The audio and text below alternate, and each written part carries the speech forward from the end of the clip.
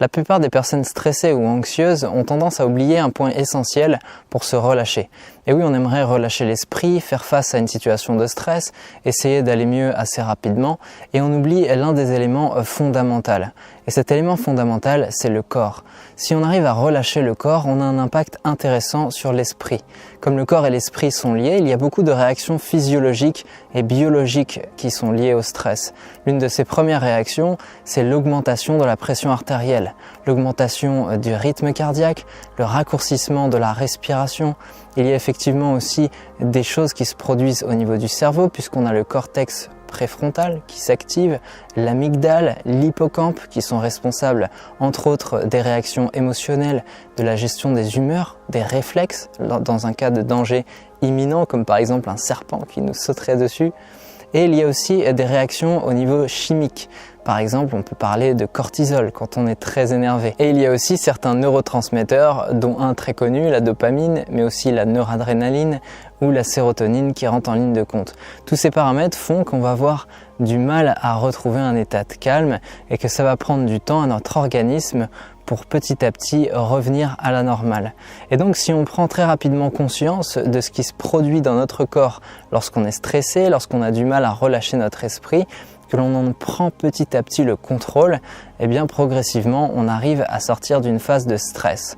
Souvent on a tendance à penser que le stress est dangereux, que c'est quelque chose de négatif qu'il faut lutter contre, mais en fait le stress est une réaction biologique naturelle qui est liée à notre survie.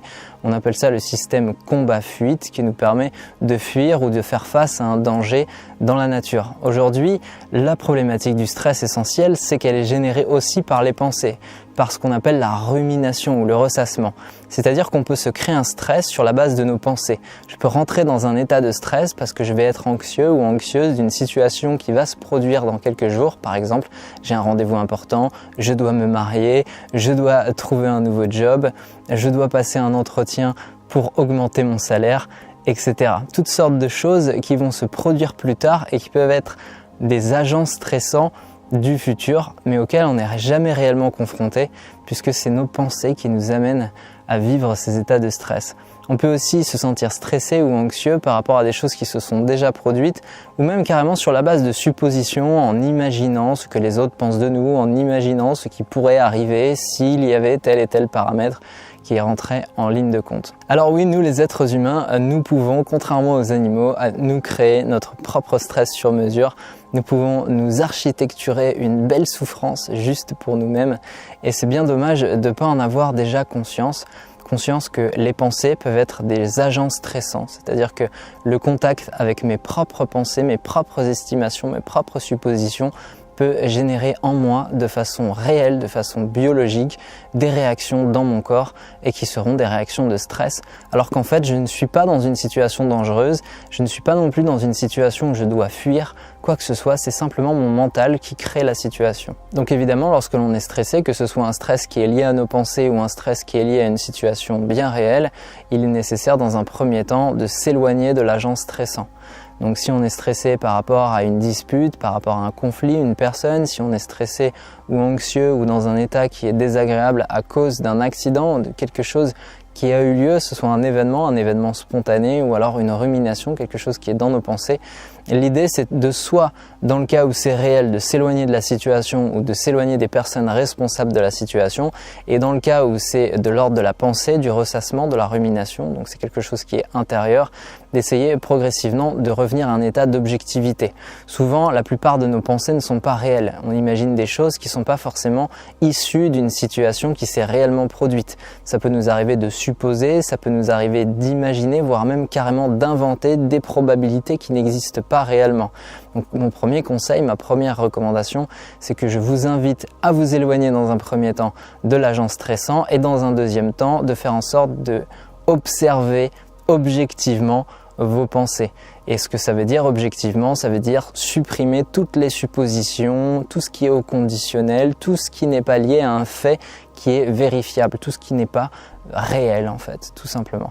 essayer progressivement d'entraîner son esprit à revenir à la réalité. Une autre chose qui est intéressante, lorsque la situation se produit de façon chronique, comme par exemple dans le cas d'une crise d'angoisse qui reviendrait régulièrement, c'est d'essayer sur le moment, lorsque la crise arrive, d'observer comment le corps réagit. Essayer de sentir son ancrage dans le sol, essayer de sentir si on a chaud, si on a froid, s'il y a des zones du corps qui sont plus tendues que les autres, comment est la respiration, comment bat le cœur, etc. Le simple fait d'observer son angoisse au moment où elle se produit permet de créer une sorte de confort. Je sais ce qui m'arrive. Je sais que quand je fais une crise d'angoisse, je réagis comme ça, comme ça, comme ça. Et ça va créer de la confiance. Même si la situation est inconfortable, je sais comment je réagis dans cette situation. C'est un exercice attentionnel qu'il faut faire sur le moment et qui nécessite un tout petit peu d'entraînement. Mais à mesure que l'on prend conscience de comment réagit notre corps, petit à petit, on va pouvoir savoir sur quoi influencer notre état de conscience. Au moment où il y aura une prochaine crise de panique, on saura que par exemple, on est légèrement tendu au niveau des épaules et on pourra adapter des exercices de relaxation pour détendre les épaules. On pourra aussi mieux gérer la situation de stress parce qu'on aura simplement fait l'effort de réellement l'observer. Un conseil très important par rapport au stress, c'est que l'une des meilleures façons de ralentir l'organisme est de prendre conscience immédiatement de la respiration et de ralentir le souffle. Plus j'expire longtemps, plus je peux freiner mon corps et me calmer. Donc l'un des moyens très intéressants, c'est de prendre immédiatement conscience de la façon avec laquelle on respire et de l'ancrage des pieds dans le sol. Souvent quand on est stressé, on a tendance à perdre un peu l'équilibre. Le fait de mettre sa conscience sur le souffle et sur l'ancrage dans le sol nous permet de revenir à un état de présence et de laisser passer tout du moins une grosse partie de l'épreuve psychologique qu'est le stress. Enfin, deux autres solutions très concrètes, c'est d'entraîner régulièrement son esprit à revenir à des états d'observation et pour ça le mieux c'est de pratiquer régulièrement la méditation. Plus on entraîne son esprit à observer le présent, plus on est capable de gérer des situations de stress, de reconnaître avec plus de clarté les agents stressants et petit à petit de s'éloigner de ce genre de réaction. Un dernier outil qui me semble indispensable, c'est évidemment la relaxation. Apprendre des exercices de relaxation me semble essentiel si on veut gérer les phases de stress. Parfois, le simple fait de relaxer le corps a un impact direct sur l'esprit et donc il est très intéressant de connaître quelques exercices pertinents pour nous-mêmes pour apprendre à relaxer le corps. Lorsque je relaxe le corps, je calme le mental.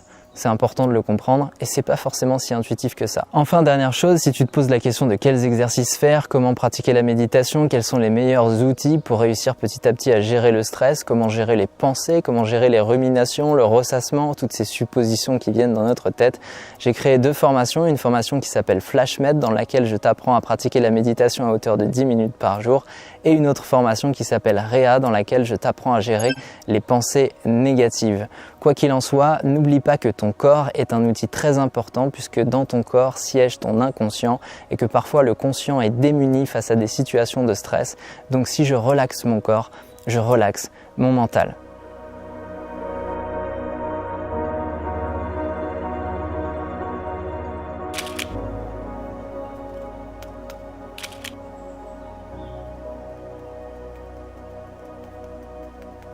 Je te fais le bruit de la pluie.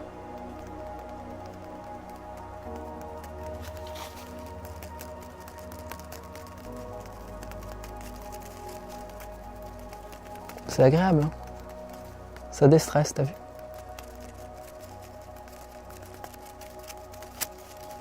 Bon, sauf si la pluie te stresse, évidemment. Ah, on entend une moto. Ça casse un peu l'ambiance, mais c'était sympa. Allez, quand la vidéo est terminée, on dit